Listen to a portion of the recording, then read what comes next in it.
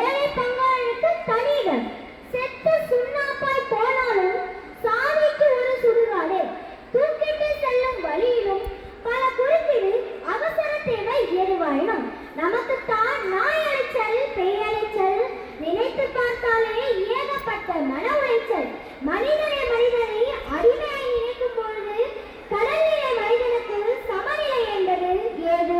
பேச்சு சுதந்திரம் பறிபோன போது அங்கு கருத்து சுதந்திரத்திற்கு கடிவாளம் போட்டத்தாறு தீண்டாமை என்னும் இருப்பது.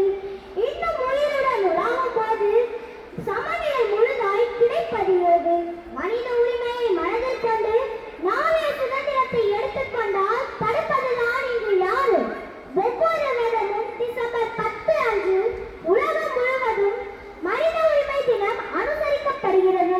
1948 ஐக்கிய நாடுகள் சங்கம் வெளியிட்ட உலக மனித உரிமைகள் பொது உதிவேகம், அதாவது Universal Declaration of Human Rights, இன்று வரை உலக மக்களின் சுதந்திரம், சமத்துவம், மரியாதை ஆகியவற்றை காக்கும் அடித்தளமாக அமைக்கப்பட்டுள்ளது. மனிதன் இயற்கையிலே சில உரிமைகளுடன் தான் பிறக்கிறான்.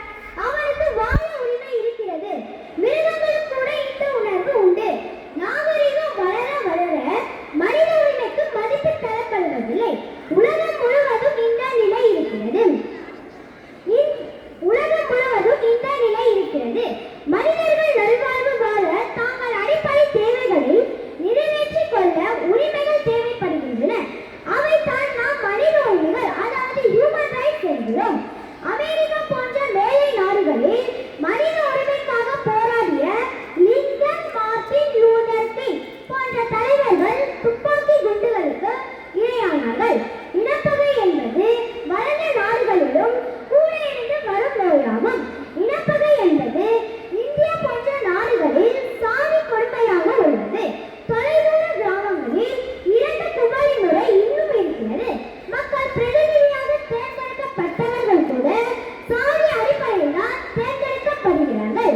இந்தியாவில் மனித உரிமைக்கான சட்டங்கள் இருந்தாலும் நடைமுறையில் அவற்றை அமல்படுத்தும் போது மனித உரிமை மீறல் ஏற்படுத்துகிறது.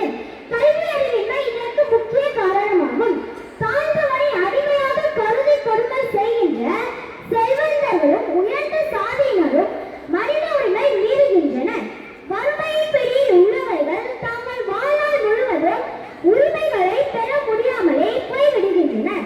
சாதி, நிறம், மொழி, இனம், சமயம், ஆண், பெண் என்ற வேறுபாடின்றி அனைத்து மனிதர்களும் சமமானவர்கள் என்பதே மனித உரிமை அடிப்படை தத்துவமாகும்.